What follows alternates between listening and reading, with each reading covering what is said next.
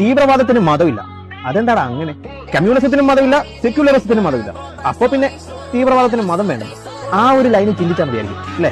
മൊത്തം പിന്നെ ഇതാണല്ലോ അല്ലെ?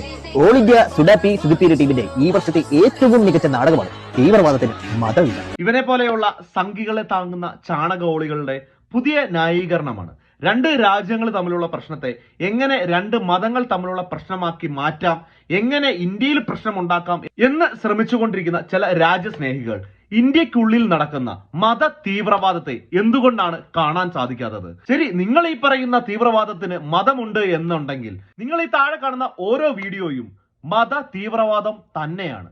നിങ്ങൾ എങ്ങനെയാണ് തീവ്രവാദത്തെ തരംതിരിക്കുന്നത്? ഈ കാണുന്നതും മത തീവ്രവാദം തന്നെയാണ്. അങ്ങനെ നോക്കുമ്പോൾ തീർച്ചയായിട്ടും തീവ്രവാദത്തിന് മതമുണ്ട്. വർഗീയ തീവ്രവാദത്തിനും മതമുണ്ട്, ജാതീയ തീവ്രവാദത്തിനും മതമുണ്ട്, രാജ്യങ്ങൾ തമ്മിലുള്ള തീവ്രവാദത്തിനും മതമുണ്ട്.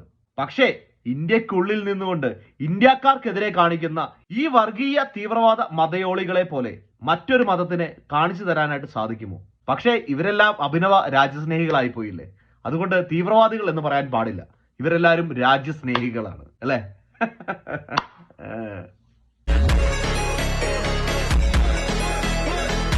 Women raped and paraded in the streets.